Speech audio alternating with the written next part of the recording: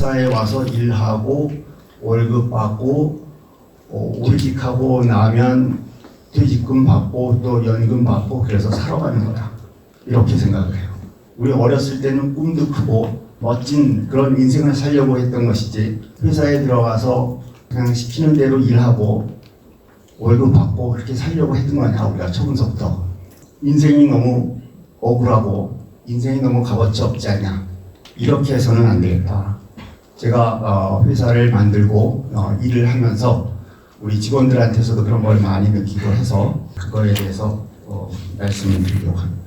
골프 선수는 골프를 치는 사람이고 연기자는 연기를 하고 우리는 일을 하는 사람들이에요. 우리가 일을 하는 데는요, 두 가지 종류의 일이 있어요. 하나는 아는 일이 있고 하나는 모르는 일이 있어요. 아는 일이라고 하는 거는 반복적으로 일하는 것, 기능적인 일이라고도 얘기할 수 있죠. 우리 회사에서도 제품을 생산한다 그러면 처음에는 잘 모르지만 이렇게 배워가지고 그것을 반복적으로 계속 생산해야 되는 일을 하는 직무들이 있죠. 그런데 여러분들은 어떤 일을 해야 되는 사람이냐면 모르는 일을 하는 사람들이에요. 모르는 일이라는 거는 새롭게 하기 때문에 모르는, 혹은 기존에도 이렇게 하고 있었는데 이거를 좀 더 잘하게 하기 위해서 바꾸는 일들, 이런 것들이 모르는 일이에요. 안 해봤기 때문에, 새롭게 하기 때문에 모르는 일들을 할 줄 아는 사람이어야지 된다. 모르는 일을 하는데 어떻게 하는 거냐, 그냥 막 하는 거냐. 모르는 일을 할 때는 우리가 가정을 세우는 거야, 가설을 만드는 거예요. 이렇게 하면 되지 않을까? 이거를 굉장히 잘 만드는 사람이 훌륭한 사람이고 일을 잘하는 사람이고 경영자이고 리더고 그렇습니다. 여러분들이 대학교를 졸업하고 내 인생을 살아가야 되는데 어떻게 살아가야지 되는 거지? 잘 몰라. 이 모르는 일을 잘 하려고 그러면 가설을 세워야 돼. 그 모르는 중에 누가 현명하게 잘 판단하고 그 문제들을 해결해 나갈까? 누가 가장 적합한, 가장 논리적인, 그리고 가장 그럴듯한, 그리고 가장 실용적인 그런 가설을 세울 수 있느냐. 이게 능력입니다. 예제를 한 개를 들어볼게요. 어떤 친구가 디자이너인데 마케팅을 시켰어. 과거에는 경영학과 나온 사람들이 마케팅하고 디자이너는 그림 그리는 사람 이렇게 했는데 마케팅 팀에서 이렇게 대충 이렇게 디자인해 주십시오. 이렇게 의뢰를 하면 디자이너가 이렇게 해줬어요. 그리고 이제 또 이렇게 지나다가 또 때가 되면 또 이렇게 디자인해서 이렇게 해주십시오. 이렇게 했어요. 디자이너가 가만히 보고 있다가 내가 할게. 그래서 내가 했어요. 왜냐하면 SNS에 광고를 띄우면 사람들이 보고 클릭을 하는데 그 클릭을 많이 할수록 판매량이 비례해서 늘어나니까 클릭의 효율을 높이기 위해서는 디자인을 어떻게 해야지 되느냐. 이 디자이너는 자기가 한번 해보고 또 해보고 하루에도 여러 번 바꾸면서도 해볼 수 있지만 여기 마케팅 있는 사람은 의뢰를 하는 거기 때문에 의뢰를 하고 뭐 일주일이든 한 달이든 기다려가지고 해보고 디자이너는 자기가 바로바로 바꿔볼 수가 있어. 그러면서 클릭률을 처음에 4.2%에서부터 시작해가지고 점점 높여가지고 5달 만에 9.몇%까지 올렸어요. 그런데 내가 얘기를 들어보니까 10% 정도가 되면 책을 써도 되는 사람이라고 얘기를 하더라고요. 그렇게 어려운 건데 이 사람이 바로바로 바꾸면서 계속해서 해보니까 이제 10%에 가까워졌어요. 야, 이런 걸 좀 있으면 책 써야지 되네 이제. 그랬어요. 품질에도 있고 연구개발에도 있고 인사, 관리, 우리 회사에서 일어나는 모든 일들은 다 이렇게 그냥 하는 게 아니고 매우 논리적이고 매우 그럴싸한 그런 가설들을 세우고 거기에 따라서 일을 했더니 매우 효율적으로 일하게 됩니다. 그런 게 가설이에요. 가설은 모든 일 잘하는 사람, 리더들이 다 가지고 있는 게 가설이에요. 인바디라고 하는 회사는요 굉장히 다른 회사예요. 우리가 인바디라고 하는 기계를 만들고 있는데 이 기계는 원래 세상에 없었던 기계예요. 우리나라에서 처음으로 만들어졌고 그게 세계에 널리 판매되고 있는 기계 아시는 거 있으세요? 잘 없잖아. 뭐 자세히 찾아보면 없지 않겠지. 그렇지만 이런 사례가 잘 없는 거야. 그죠? 기계를 만들었으면 팔아야 되잖아요. 그래서 우리가 영업 조직을 만들었어요.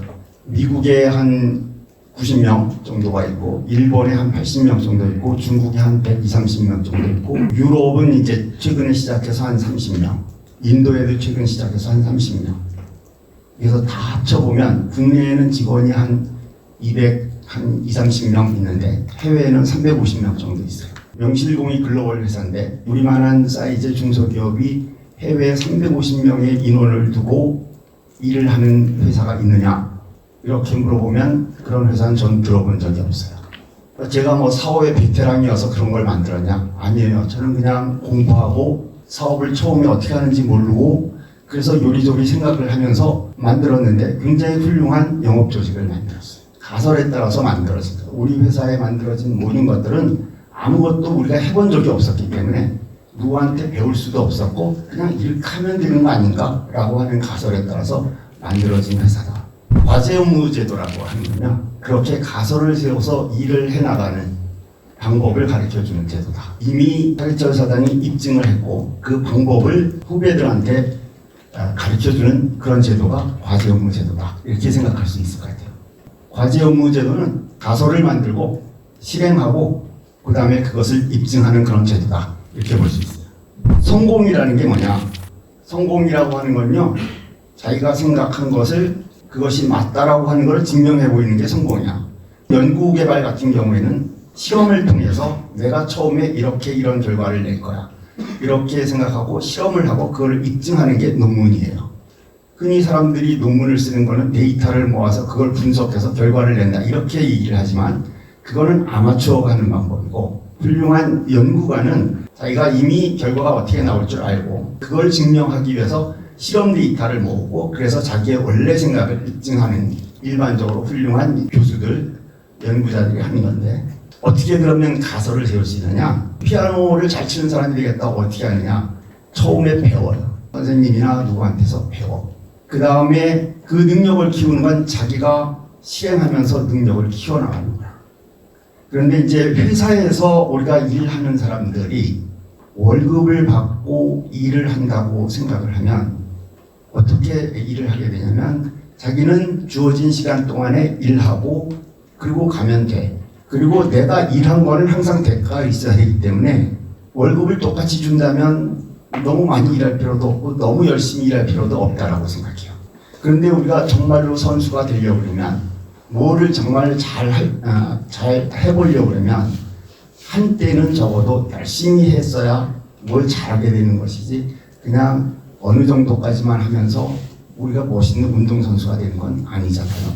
그런데 회사에 와서 일하는 사람들은 그 어느 때도 정말로 자기의 마음을 깊이 바쳐가지고 열심히 일해본 적이 없어. 그게 문제예요. 그래서 무능해지는 거야. 그래서 저는 평생 동안 열심히 하라 소리는 안 하겠어요. 그렇지만 처음에 그 얼마만큼의 기간은 꽤나 쓸모있는 유능한 인재로 성장할 때까지 그때까지는 꽤 노력을 해줘야지 되거든. 우리가 열심히 한다 이런 말이 있는데 굉장히 막 힘들게 무슨 일을 막 이렇게 하는 거를 열심히라고 생각해요. 그게 아니고요. 열심의 힘은 마음심이에요. 자기의 마음을 바쳐서 일하는 게 열심이에요. 뭘 애써서 막 고생스럽게 하고 늦게까지 일하고 어렵게 일하고가 열심히 하는 게 아니고 마음을 바치고 있는 거야. 회사 일하는데 내가 마음이 받쳐지나? 회사가 잘 되는데 나의 이득은 뭐야? 이렇게 생각을 하게 된다는 거지. 내 가게 같으면 내가 그렇게 하겠는데 우리 가게에서 일하는 걸 보면요. 이게 일하는 사람을 이딱 보면 저 사람이 주인인지 종업원인지 금방 알아요. 마음이 틀리거든. 임하고 있는 자세가 지금 다르거든요. 우리는 다 이제 시간이 좀 지나고 나면 리더가 돼요. 뭐 조금만 리더서부터 큰 리더까지. 사원으로 들어오지만 과장되고 과장되면 자기 밑에 5명, 10명 부하 직원이 생기고 부장도 되고 임원도 되고 이렇게 리더가 돼요. 리더라고 하는 거는 정확한 가설을 잘 세울 줄 아는 사람이 리더예요. 그래서 그 사람이 말하는 대로 하면 돼야지 돼, 그게. 근데 그 사람 말 듣고선 했더니 잘 안 돼. 그러면 바로 그 사람은 다 알지 않겠어요? 그래서 실제로 회사를 어느 정도 다녀보면 이 사람이 일을 잘하는 사람인지 못하는 사람인지를 금방 알고요. 우리는 좀 멋진 인생을 살아야 되겠어요. 그렇죠? 그러니까 멋진 인생을 살려고 그러면 무슨 일을 멋있게 능력 있게 뭔가를 성취도 하고 해야 되는데 맨 첫 번째 일이 뭐냐면 그 소재를 회사 생활에서부터 발견하는 거 아닙니까요? 처음에 만나서 하는 그 회사의 일들을 그냥 남의 일 같이 하고 그냥 회사 일 해주고 월급 받는다고 생각을 한다면 거기서 그 사람이 터득하고 배우는 게 있지 못하다는 거야. 그게 제일 큰 문제예요.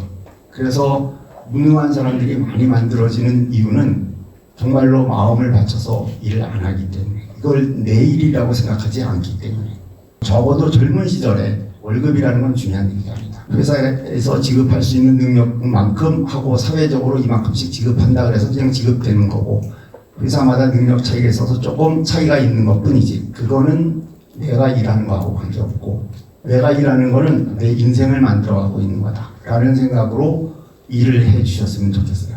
계속 회사에서만 일하라는 것도 없잖아. 나중에 자기가 잘하는 게 있고 그것이 독립적으로 일하는데 적합하면 그렇게 하면 되는 거고, 그런데 그 일을 그렇게 몸담아서 하지 않으면 나중에 따로 할 방법도 없는 거죠.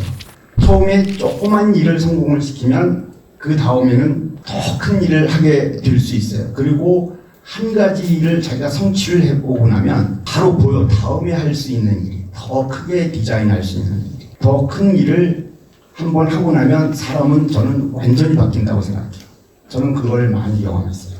한 3년, 5년 열심히 해서 자기의 가설, 자기의 생각대로 뭔가를 한번 이뤄본 사람은 반드시 다음에 넥스트 더 멋있는 아이디어가 여러 개 생긴다는 거야. 그러면 그 더 큰 가설을 세우고 그거를 또 실행해서 입증하고, 그러면 그 사람은 무슨 일을 해도 할 수 있는 사람이에요. 40대 말서부터 한 50대에 걸쳐서 사람들한테는 누구나 기회가 주어져. 그때쯤 부장 정도가 되면요, 그때 실력을 발휘를 하는 거냐 못하는 거냐에 따라서 발휘를 하면요, 그때서부터 10년, 20년에 걸쳐서 사장까지 올라가. 부장까지 되는데 20년 걸리는데요, 큰 회사에서도. 거기서부터 사장이 되는 데는 단계가 훨씬 더 여러 개 있는데도 불구하고 한 10년, 15년 이 사람이 잘하면 팍팍 올라가는 거야. 바로바로. 회사에 있어도 그렇고 또 밖에 나가서도 그래요. 인바디라는 회사가 큰 걸 봐도 그래요. 인바디라고 하는 회사가 창업해서 10년 됐을 때까지는 매출액이 100억이었어. 그 다음 10년이 됐더니 1000억이 됐고요. 그러니까 10년 동안에 불어나는 그 숫자가 굉장히 달라지는 거지. 인생도 그렇고 회사도 그렇고 다 마찬가지다. 준비가 되어 있고 가설을 세울 줄 아는 사람은 기회를 만나서 그 능력을 발휘하기 시작하는 거야. 저는 이런 사람을 1%의 인재라고 생각해요. 이제 새로운 국면이야. 또 모르는 일이 벌어졌는데 이제는 어디에 취업해서 경제적으로도 독립해야지 되는 또 새로운 상황이 왔고, 그러면 그때 어떻게 헤쳐나가는 거냐, 어떻게 하는 것이 가장 바람직한 길이냐, 이런 것들을 잘 설정해서 나가는 것도 가설이에요. 그런데 이 가설을 세울 때 가장 제가 꼭 얘기하고 싶은 거는 떠돌아다니는 얘기, 유행같이 돌아다니는 얘기, 세상의 얘기 듣지 마라. 너의 생각대로 해야. 너의 생각이 제일 중요하고, 너의 생각대로 그거를 할 수 있어야 다음에도 너의 생각대로 일을 다 계속 조정해 나가는데, 다른 사람들의 말 듣지 말아라. 그리고 안정적인 직장 없어요. 어떻게 될지 몰라. 가장 안정적인 직장은 이 사람이 뭐 할 줄 아는 사람이야. 가설을 세울 줄 아는 사람이야. 일을 맡기면 일을 해낼 줄 아는 사람이야. 요령 피우지 말아라. 우리가 가설을 잘 세우는 멋있는 선수들이 되는 건데, 피아노 잘 치는 사람이 요령으로 피아노를 잘 치게 될 수는 없어요. 다 그 사람이 지불해야지 될 대가만큼 연습을 하고 훈련을 해서 자기 몸으로 터득을 하는 것이지, 그걸 요령으로 해결하는 방법은 없어. 요령은 방금 당장의 문제를 해결하는 데 도움이 되지만 장기적으로 크게 발전하는 데 방법이 되지 않아요. 근데 그걸 요령으로 해결을 하면 그 사람은 평생 요령만 부려. 발전하지 못하고요. 여러분들이 내가 뭔가를 정말로 할 줄 아는 사람이 되고 그 일을 잘 할 수 있으면 여러분들은 굉장히 크게 쓰임을 받고 나중에 큰 일을 하면서 업적도 남기고 존경을 받고 그렇게 되는 삶을 살게 되는 것이다 라고 하는 걸 꼭 말씀드리겠습니다. 고맙습니다. 오늘 수고 많이 하셨고요. 오늘 강의는 마치고 여러분 앞날에 행운이 있기를 바라겠습니다.